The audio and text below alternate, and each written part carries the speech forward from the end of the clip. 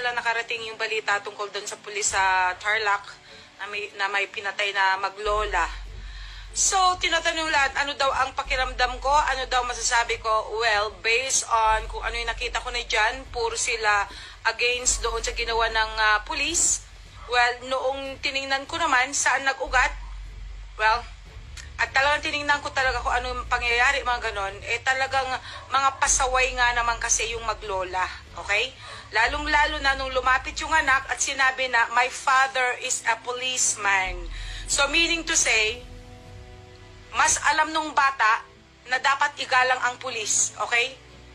At saka isa pa, ang pulis, peace and order ang kanyang ginagampanang trabaho. Eh first of all, ano bang ginawa nila? Okay? Yung pagpaputok na ano sa ibang mga tao, of course, kahit ako, kung sakali may nagpaputok at ako ay naabala, hindi man ako pulis, but I have to go to the policeman. At kung hindi naman na-actionan yung aking complaint,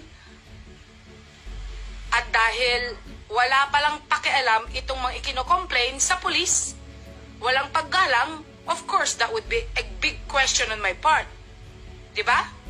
So, katulad nito, yung anak ang nag-react na mismo.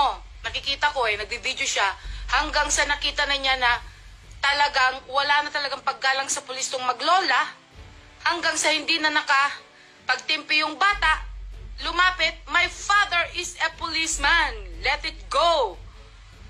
So, natural, bilang isang magulang, pinalaki mo yung bata na yan, with respect, iginagalang ka bilang policeman, anong gagawin ko? Hayaan ko na lang ba na babastusin yung trabaho ko? Babastusin yung ginagampanan kong katungkulan bilang pulis? At hahayaan ko na lang na i-manipulate ako itong mga maglolang ito na wala silang pakialam? Well, if I would be that policeman as well, hindi na baling ako'y makulong.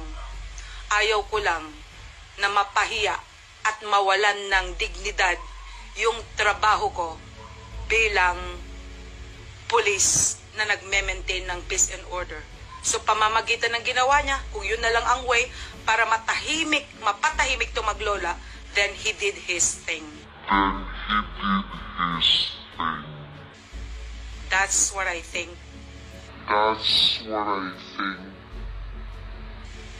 Diba? Ano ang dapat niyang gawin? Hello, good morning. Ako pala si Erika Imbang. Shoutout na pala dyan kay Pistika. Hoy, Pistika, bakit mo sinasabi opinion mo? Hindi namin hiningi yung opinion mo. Gusto namin opinion ng mga matalino na tao. Ikaw, grabe ka. Parang akala mo, napakagaling-galing mo. Magluto ka ng chicken joy dyan. At saka magprito ka ng manok dyan. Lagyan mo ng maraming harina. Tapos yung lasa ng manok mo, unang kagat palang harina na next year pa malasahan ng manok. Itong babae na ito na si Pistika na ito, hindi ka pa napagod sa ka-split mo, nagpa-social media ka pa na pag-social media, ginulo mo yung Facebook, ginawa mo. Shout out dyan sa'yo na Pistika ka, kahit bagong ligo ako uminit yung ulo ko sa'yo. Gusto mo siguro hampasin kita ng kita mo to, laki-laki nito saksak, tos bunganga mo. Mukhang kabayo ka kairita ka.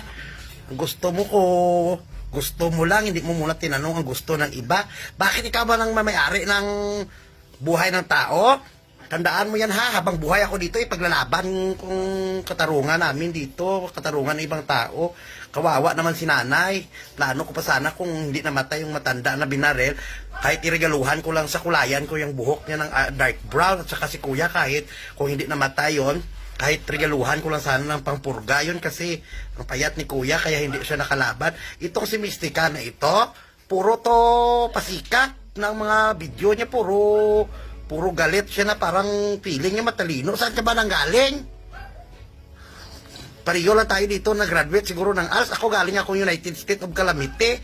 Galing akong UK, unahan ka Bangkalan. Ikaw parang galing LA, likod auditorium. Kung makapag bigay-bigay ng opinion, nakala mo yung opinion niya kailangan ng ibang tao. Yung opinion mo, hindi maganda. Oo, dapat doon ka sa opinion na makakatulong ka sa kapwa para mabalance. Ang sa'yo, yung opinion mo, para lang yun sa'yo. Alam mo naman yung may human rights tayo dito, kahit anong pa, at kahit sino ka pa, bawal nga kumitil ng buhay ng tao, kasi kahit sino pang masama na nilalang dito sa mundo, kahit sino pang nilalang na masama dito sa mundo, may karapatan mabuhay. Dahil hindi pa tapos ang kontrata nila dito sa lupa, binawi na ng iba ang buhay nila. So anong maganda doon sa opinion mo? Sagutin mo ako ng 3 beses in one minute. Sumbok tas lulo ko na manyaki si pakain ko yung Pikachu mo lanta na yan. Shout out dyan ha. Dami na nairita sa'yo.